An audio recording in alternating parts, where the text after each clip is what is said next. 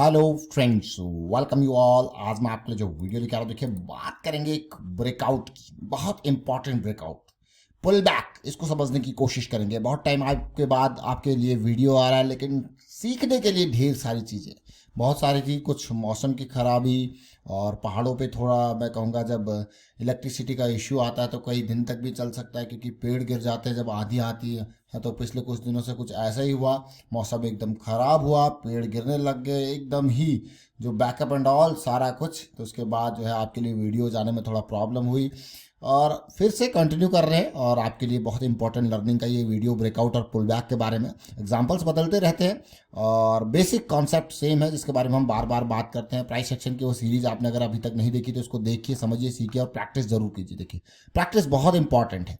और आगे बढ़ने से पहले मैं आपको यही कहूँगा कि सीखना, लर्निंग को प्रायोरिटी दें, प्रैक्टिस करें। और अब चलते हैं, इस वीडियो के माध्यम से भी हम ढेर सारी चीज़ें सीखेंगे। स्टॉक का नाम है स्किपर। इसके माध्यम से आज की डेट में आप देखोगे कि इसका मार्केट कैपिटलाइजेशन 3800 करोड़ के पार पहुंच चुका है। लेकिन अगर इस स्टॉक को देखोगे, प्रॉफिट रेवेन्यू को देखोगे, आप कहोगे बहुत ही बढ़िया। देखिए, देख सकते हो आप, transmission and distribution of structured and pipe and fittings. देखिए, लेकिन स्किपर को अगर देखा जाए, इसको अगर आप समझोगे डिटेल में, इसके प्राइस सेक्शन को समझोगे तो ढेर सारी चीज़ें सीखोगे। मैं आपके सामने इसका चार्ट जो दिखा रहा हूँ वो है मंथली चार्ट। मंथली चार्ट, जो हम बड़े टाइम फ्रेम की बात करते हैं तो मंथली का चार्ट पिक्चर में जरूर आता है। आप देखिए, मैं एक स्ट्रेट लाइन यहाँ पे ड्रॉ कर रहा हूँ। हमारे लिए कभी भी हो एक इस लेवल तक पहुंचना, this is the first target, जब हम इसको बॉटम से देखते हैं। इससे ऊपर की कहानी हम तब यहाँ पे देखते हैं जब यहाँ पे हमें कंसोलिडेशन मिले, ब्रेकआउट के बाद पुल बैक मिले, तब इससे आगे की जर्नी हम स्टार्ट करेंगे, इसके आगे की जर्नी को देखेंगे। अगर आप early in the stages stock को समझ गए हैं, चाहे वो यहाँ पे चाहे वो यहाँ पे, तो हमारा पहला टारगेट ये जोन रहेगा। अब यहाँ पे जो कंसोलिडेशन देखने को मिल रहा है, अब ये फ्रेश एनर्जी जनरेट कर रहा है फॉर द नेक्स्ट मूवमेंट। तो चलिए, मंथली चार्ट है, और मंथली चार्ट में अगर हम देखें इसकी, अब जब हमने स्टार्टिंग में चर्चा करी थी, कई बार इसकी चर्चा हम कर चुके हैं, एक ऐसे एक वीडियो में आपको दिखाऊंगा। ये देखिए, एक बिल्कुल मंथली चार्ट का प्राइस सेक्शन देख सकते हो, और ये जोन हमारा जो था वो इसने इजीली ध्वस्त कर दिया। और ये ज़्यादा पुराना नहीं है, अप्रैल 2023 का है, जब इसका आपका 100 के आसपास का प्राइस था। अभी तो ये देखिए, ये ऑलमोस्ट इस लेवल का है, प्राइस है 105 के आसपास का, अप्रैल 2023। और ये लेवल देखिए कहाँ पे भी है। अगर मैं देखूँ उस टाइम के हिसाब से कितना लॉस था, कितना जो है गेन है, आप देखिए करंट के हिसाब से इसने 200% का गेन दिया है एक साल के अंदर। जो कि आपको खुद लगेगा कि यार this is the important move, जो एक साल में 200% का गेन दिया है। और रिस्क को अगर आप देखोगे तो कितना है, 105 से लेके अगर रिस्क देखोगे तो मात्र 20 पॉइंट के आसपास का रिस्क और गेन आप देख सकते हो क्लियरली। एंड मैं आपको वीकली चार्ट पे लेके जाऊंगा, उसके बाद और समझोगे। लेकिन फिलहाल आप जिस ब्रेकआउट के बारे में हम बात कर रहे हैं, उससे पहले ये जो करेक्शन थी, इसको मैं M60 करेक्शन आपके सामने कहता हूँ, जो हमें देखने को। अब आपके मन में क्वेश्चन होगा, व्हाट इज M60 करेक्शन? और M60 करेक्शन अगर आपको सीखना है तो ये आपके काम आएगा। M60 machine gun correction, this is really important video to understand the correction in the momentum phase. अब मोमेंटम फेज मतलब मोमेंटम पकड़ चुका है, उसके बाद मोमेंटम फेज पे करेक्शन आना, तो ये बहुत इंपॉर्टेंट करेक्शन होती है हमारे लिए, जिसका एक बहुत ही एक हाई प्रोबेबिलिटी होता है कि आपके डायरेक्शन में जाने का प्रोबेबिलिटी, और लो रिस्क का। अब ब्रेकआउट के बारे में बात हो रही है।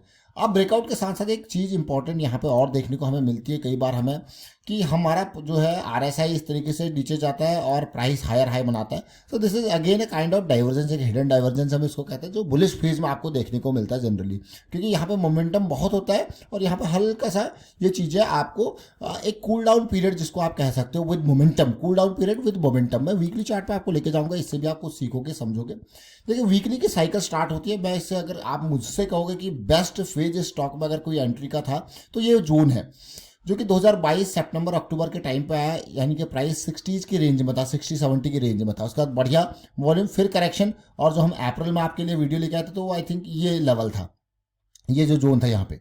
तो ये करेक्शन आई, इस रैली के बाद की करेक्शन थी। और काइंड ऑफ आप इसको भी इसी तरीके से अगर आप रिलेट करोगे ब्रेकआउट एंड पुल बैक का, और ये देखिए आप, दिस इज सिमिलर टू जो अभी हम बड़े टाइम फ्रेम में देख रहे थे। एक ब्रेकआउट होता है बढ़िया वॉल्यूम के साथ, उसके बाद म्यूटेड वॉल्यूम के साथ ये, और उसके बाद आप देखिए पुल बैक। तो यहाँ पे हम लास्ट टाइम पे अप्रैल में आपके लिए वीडियो लेके आए थे, और उसके बाद एक बढ़िया रैली आपको देखने को मिलती है कि नहीं है?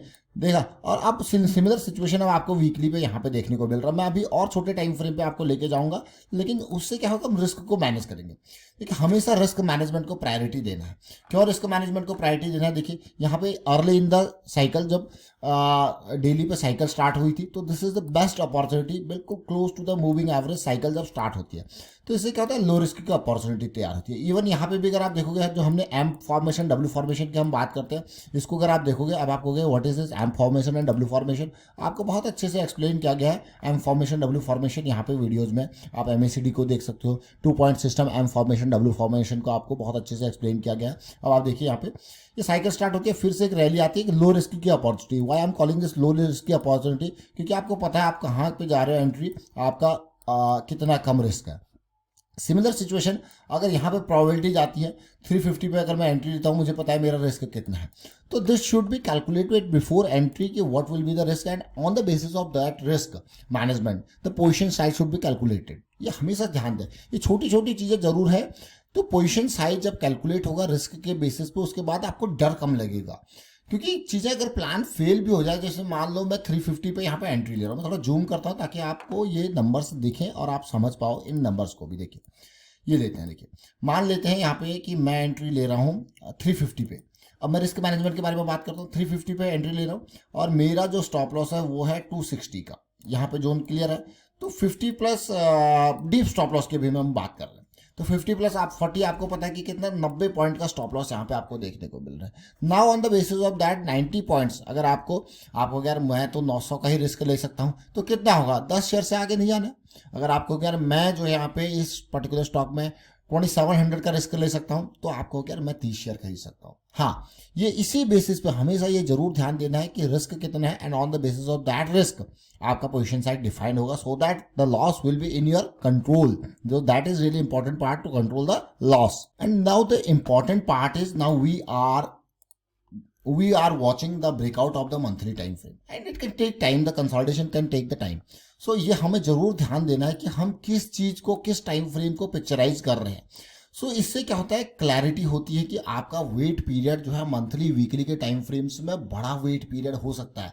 इवन मान लो अगर किसी ने इस पर्टिकुलर फेज पे ब्रेकआउट के बाद पुल बैक पे यहाँ पे एंट्री लिया होगा 320-310 के आसपास, and you can see 1 month 2 month 3 month already went, ये जा चुके हैं, बीत चुके हैं, लेकिन यहाँ पे स्टॉक में कोई मूव नहीं आया।